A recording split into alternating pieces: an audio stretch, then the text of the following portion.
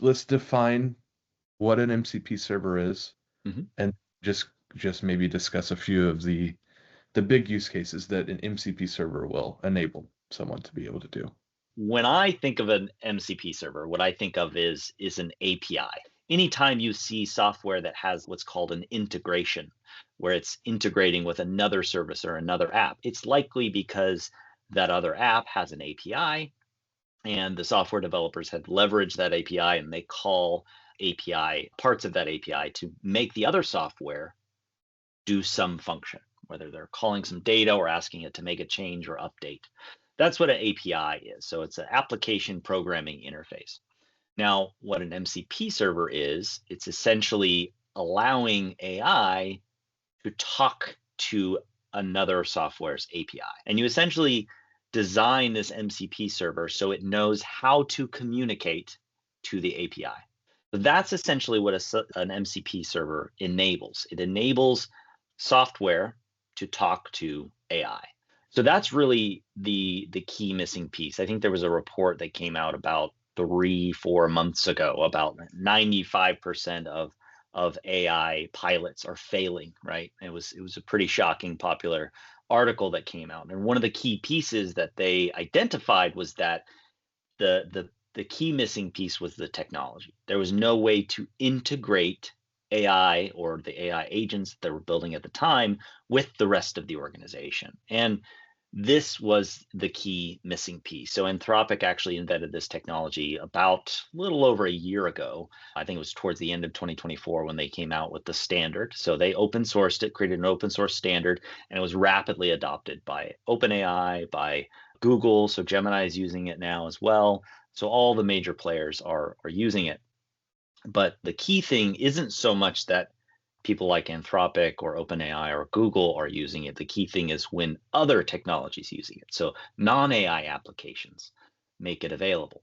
So when a tool, popular tool is Notion, for example.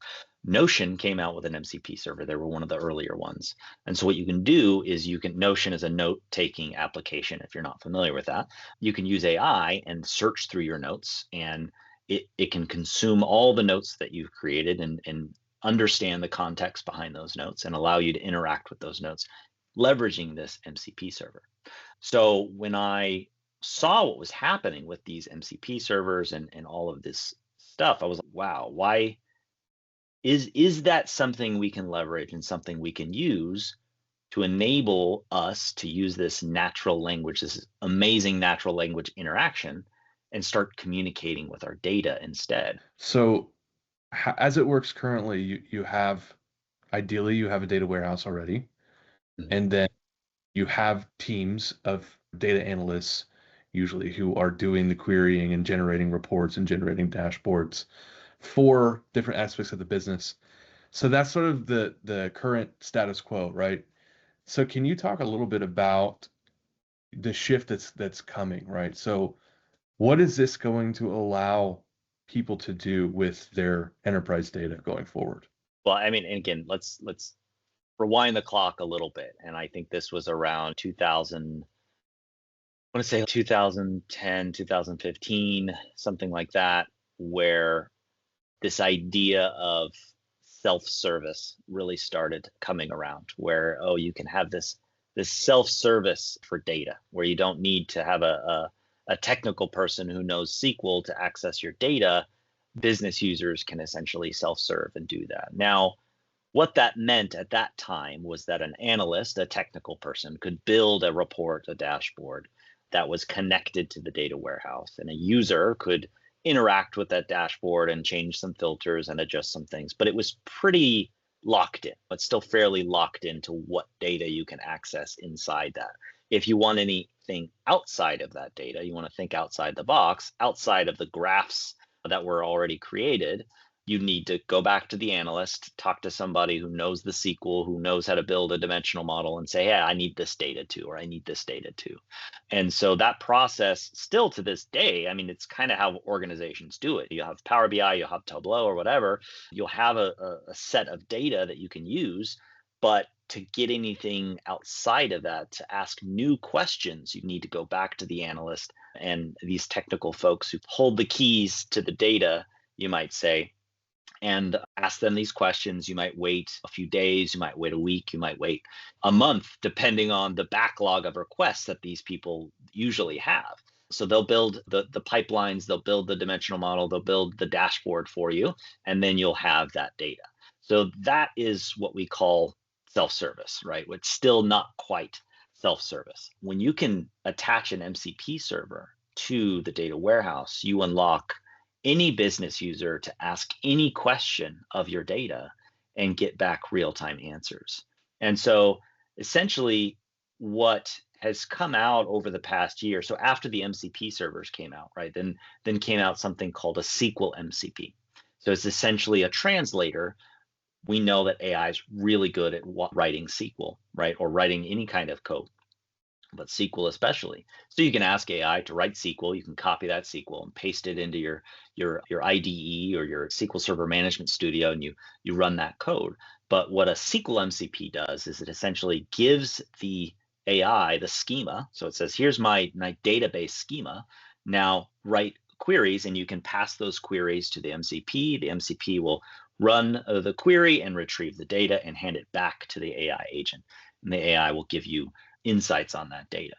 The problem with that is a lot of times these databases, they have hundreds of tables, hundreds, thousands of fields in there, and they're all usually quite cryptic, right? So you have dim underscore customers, you have fact underscore sales, you have all of these complex names that are not really easy to understand. The AI especially isn't going to understand them. You might understand them as a business user, but the AI isn't going to know what that means and how to translate that between, the question that you asked and these cryptic terms. But that's essentially one of the first challenges that you start to see. Okay, so we saw these SQL MCPs. They're open source. You can find them on the web.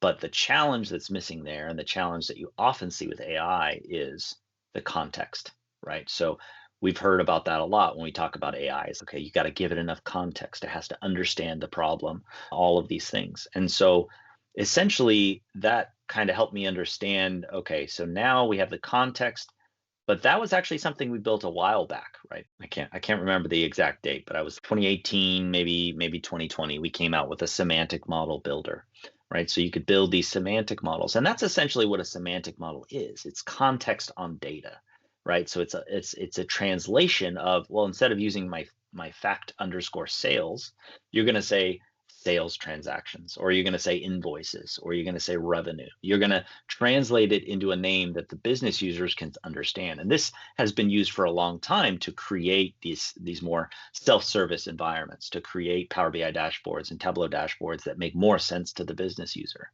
But it can also be used to make more sense to the AI model too. So by having the semantic model in place in between, you're adding this additional layer of context. Luckily, this is something we've been building already for a long time. So you can use Timextender's drag and drop builder to quickly build a semantic model, have all these names. And what we've done also with the MCP server is you also have the ability to add descriptions. So you can go in and you can add a business description for your sales table. You can add a business description for this quarter date. Well, is that the regular calendar year quarter, or is it the fiscal quarter? This is a common misconception that an AI would easily make the mistake on. But you can clarify into your descriptions, oh, this is what I mean. When people are asking for this, they want the fiscal dates. They always want the fiscal dates. And that might actually change between different groups of users. Maybe that the salespeople want to see calendar dates and the finance team always wants to see the fiscal dates. And so you'll have different semantic models, which actually slightly change the context. It might be the same data that they're looking at, but the context is slightly changed depending on the type of role, the type of business user that's looking at the data. And so what we've done is we've essentially connected, instead of connecting the MCP server directly to the database, we've connected it to and through the semantic model. So just like when Power BI accesses the data through a data mart or a semantic model, that's how our MCP server works. So when you're connecting Claude through our MCP, you're going to connect it through this semantic model. So it's looking at the fiscal dates, or it's looking at the descriptions of these fields, and not just the schema or the database names themselves. So this is adding all of the additional layer of context that would require an AI agent to fully understand what's happening here. What kind of problems are we trying to solve? And the beautiful thing is too, is that these semantic models are intentionally built and crafted usually by an analyst or a data warehouse architect. They're designing these models and putting in these descriptions. So they're building the integration that enables AI to be able to communicate that, right? So when you have this crafted intentionally, right, you're ensuring that it's not going to make mistakes, because you have someone saying, no, no, no, we know that this data is for this purpose, and you're putting all of those descriptions in. That's going to cause the AI responses to be that much more accurate and nearly eliminate hallucinations altogether. If you do not have a semantic model and you just connect an LLM chat interface directly to these databases, what is the experience, and why is that going to create issues for not just a user, but maybe the entire business? Yeah, absolutely.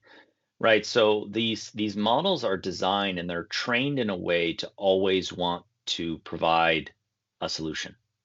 They're not going to just come back and ignore you if they don't know, right? They're always going to give you a response. They're trained to always respond to the user no matter what. And unfortunately, that means that oftentimes they'll respond to the user with incorrect information, because they only know so much based on the data that they're trained on. And so they might not know topics. And instead of just saying, I don't know, this is a problem they haven't quite figured out with AI yet. They haven't figured out how to get AI to say, I don't know. So instead of saying, I don't know, it'll just come up, it'll invent an answer, it'll make something up. And that becomes a real problem, especially when you're talking about enterprise data, right? Because you need to get accurate answers every single time. So you need to ensure that there aren't going to be any hallucinations. Now, there's a couple issues that come into play here. Number one is context, and then we can get into the complexity of the SQL schemas and why complex table names and all that could cause issues too. So number one is the context window. So when we talk about the context window, this is the amount of information that AI can hold in its brain during a single chat thread. It's somewhere between, depending on the model, 200,000 and 1 million tokens right now for the most popular models. This is usually several large books that you could put into it. But when you're talking about an enterprise data warehouse, you could be talking about millions, if not hundreds of millions of rows of data. It's just not able to look at all of that and understand it. The other problem is, as you start to reach the context limit, as you start to fill even past 50% of the context limit, the AI model starts to hallucinate more and more, right? So the more you fill up that context, the worse it gets. Some of you might have experienced this before when you're chatting with AI, and the further on down you get with this conversation, that you're 20 or 30 chats in, it starts to really get worse and worse and worse. The performance starts to degrade. That's that context window filling up, and it's having difficulty remembering what you talked about at the beginning of the conversation. And so when you're talking about a data warehouse with millions of rows of data, it's not going to be able to hold all that in. So what was solved by the SQL MCP is allowing a language SQL to only pull back a relevant slice of the data, to say, okay, if I want to know about sales over 2025, you don't want the 500 million records that compose of sales of 2025.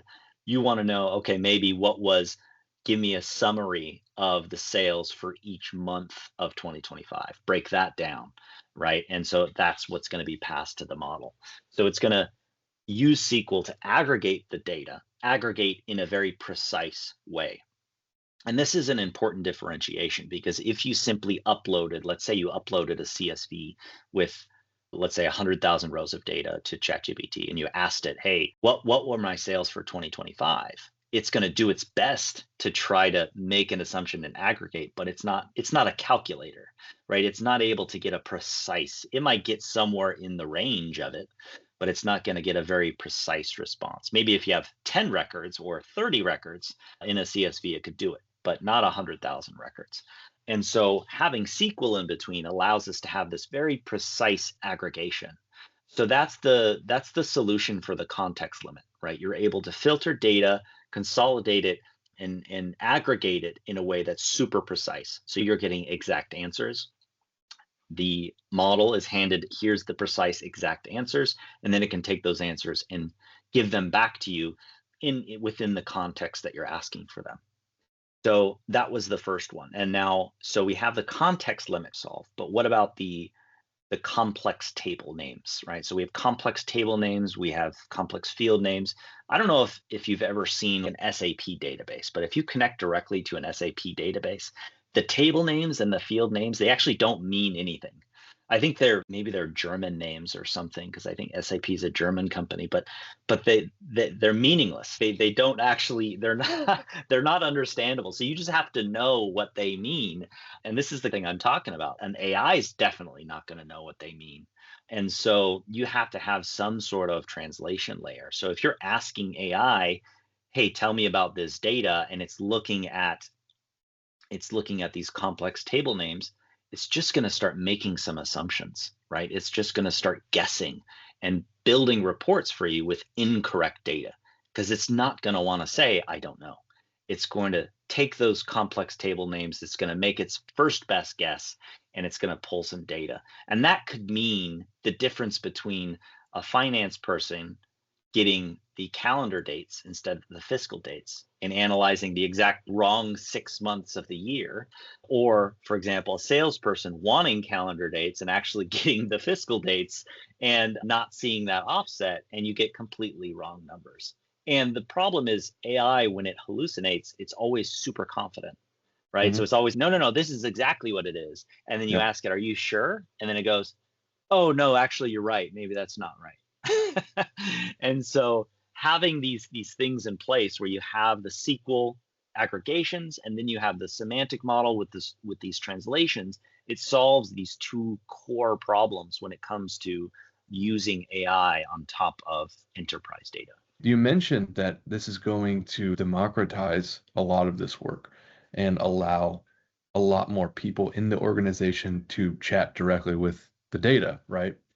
So I'm curious, what if you could break down just what is the impact of this that you think is coming in the next 6 to 12 months for teams, individuals, and then the entire organization? Yeah, great question.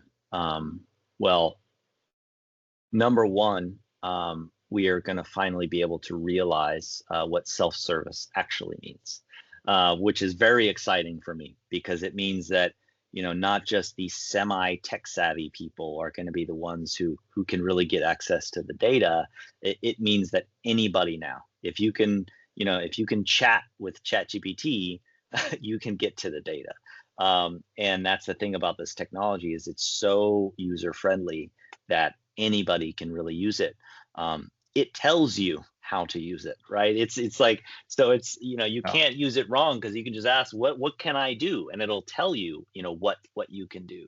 And that's the really cool thing. So that means that it's going to enable any person across the organization that has access to a computer and the internet to be able to leverage this data and start getting data-driven insights instantly.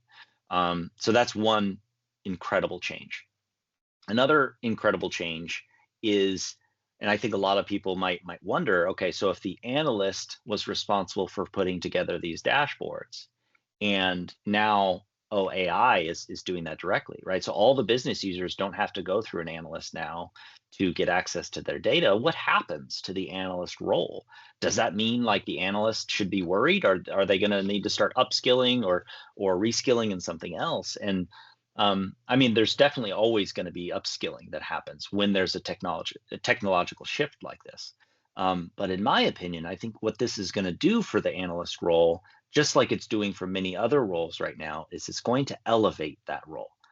Let me give you some examples. So you have someone. So we just recently did a great session internally at Timextender for the what we call the global master class, right? So we do an AI master class, and we had one of our engineers, and she showed this incredible workflow that she uses for Claude Code for development, and it took her coding time from something like 2 hours down to something like 5 minutes, right? So Claude is doing all the coding. So what does that mean for her? Is she out of a job?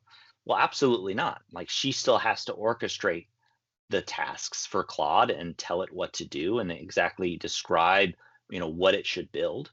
But the most important thing that her job has shifted into now is an observer, right? She's watching. She's now Claude's manager, right? So she just got an instant promotion because AI is doing a lot of the work that she was doing before, but now she is managing what Claude is doing. And because you can't just spit out a bunch of code and push it to production, right? You have to have an engineer who knows what that code is to review it and look at, oh, yes, this is good. Check, I like this. Oh, actually, we need to tweak this. This isn't quite right. So all of these people instantly just got a promotion. So I see AI as an enabler, as an elevator. It's bringing people up into a more of a managerial role. So what analysts get to do now is they get to use a tool, Timextender or something else, and build these semantic models to create the proper descriptions, to craft the right models to enable this instant access that the rest of the organization is going to be doing. So they're going to be facilitating that type of interaction with AI across the organization. Yeah, and this touches on something that you and I have discussed recently, which is the difference between discovery and strategy work and production work, right? There's these two work modes, these predominant work modes. And I think that a lot of these tools, what they're doing is they may be taking over and automating a lot of the production work. But what that does, it elevates you to where now you have the time and the space to do more of that strategic work and go, okay, the production part is getting solved. It's not solved completely, right? You still have to manage or edit or supervise these processes, output this. But what it does do is allows you a lot more time to go, okay, if that is solved, then what are the other really big problems that I can use my skill set to solve, right? In the business, not just in my individual role, but then applying that more broadly. And for an analyst, this is really important, right? Because if you start getting more time to think about, okay, what are the problems that data can solve for my team and my company, then the impact of your role becomes so much bigger. And I think that is those are the types of people that are going to really excel and succeed in the future, are the ones who can elevate and then start seeing their job more as a problem solver within the company and not just a task doer or an operator. Yeah, I mean, absolutely. Why don't we take a look at Claude on our MCP server, and we'll see what it does. So here I have Claude. What I've done is a couple things. Let me walk through. So I'm using Haiku. Haiku is their smaller model. It's just a little bit faster. I find that the faster model gets a lot done. We can always switch to another a larger model later if we want to, but starting with Haiku is great. Connectors, you can see here I have my Timextender MCP server. It's connected to my sales semantic model. And then I also have projects. So what I've done is I've created a Claude project for a data analyst. I've basically told it, look, you're a data analyst. You're going to look at the data. You're going to use Timextender's MCP server. And when possible, you're going to visualize the data as well. So I have a prompt here that we can try. Let me paste this in, and I'll just read it out. Analyze our sales performance across territories, product categories, and quarters. Identify our biggest opportunities and risks, and then recommend where leadership should focus. Build a dashboard. Okay, so yeah, it's understanding the problem, and it's going to start by getting the schema. So that's the first thing that it does. It understands, okay, what tables do I have available? And the beautiful thing is, again, this schema is coming from our semantic model. We could look at that real quick, and you can actually see, so this is my date dimension.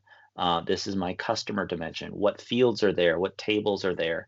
Descriptions, business descriptions are in there. Data types are in there.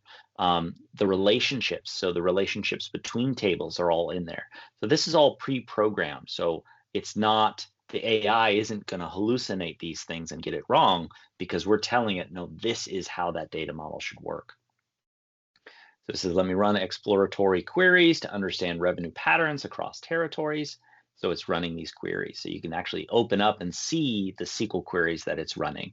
You can copy these queries and paste them into Management Studio and run them yourself just to verify and double check. So it's all has this like full audit trail, which is super nice. Let me adjust the query syntax. Let me try a simpler query.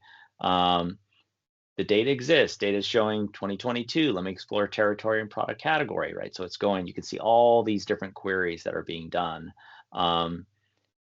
Now it's creating a comprehensive analysis dashboard, right? So now what it's doing here, it's actually coding a front end dashboard for me so I can look and analyze this data a little bit more. And the beautiful thing, I mean, this is like, faster than anybody could possibly type. This is something like 1,000 words per minute or something. So I don't even think a keyboard could handle that speed, right? If the human fingers could even move that fast. That's what's so impressive about this. So we have a nice outlined executive summary and of course a dashboard here. I mean, that took a matter of maybe 60 seconds. So AdventureWorks Sales Command Center. So we have our executive overview, so total revenue, bikes dominance. So this is telling us most of the products we're selling are bikes. Territory, so which territories are leading. Efficiency risk, right? So I can change my filters here. Territory performance. So we have our different territory breakdowns. Product mix and margins. So we have components and accessories. So it's looking at our product categories and how they're performing compared to others.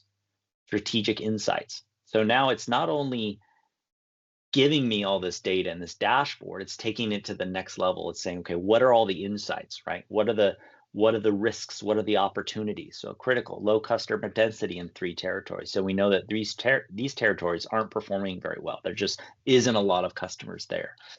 There's an opportunity in territory 6 generates 9.8 thousand per customer with only 1,677 customers. If scaled to territory 4's customer density, potential upside is 28 million annually. Like, that's an impressive insight.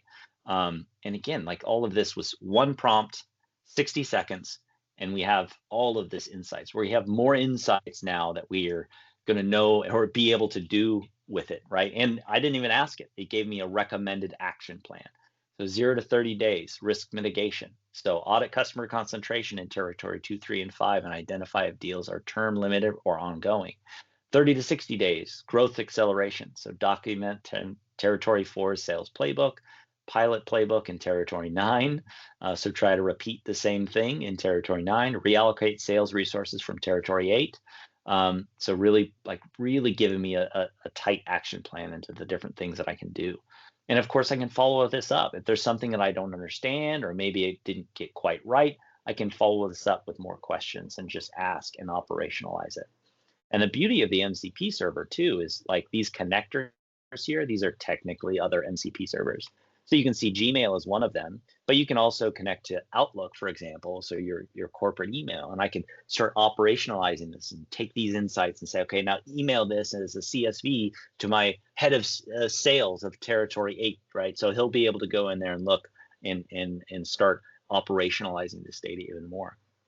So you can see where we can start to get this real drive in insights and operations, and how this can really drive business value in a very quick way. This is pretty astounding, right? So I think if you thought about what it would take to do this, the way that it's typically done today, the time savings are pretty unbelievable, right? Yeah, absolutely. I mean, this would probably take an analyst, even if you have the data warehouse in place, to put together the dashboard and all the charts and everything like this. Because it's not just the charts and the dashboard, it's the insights, right? So normal, outlier, it's telling you, like, these are special case scenarios. So it would probably take somebody around a week, at least 2 days, right? versus this 60 seconds that it took us here.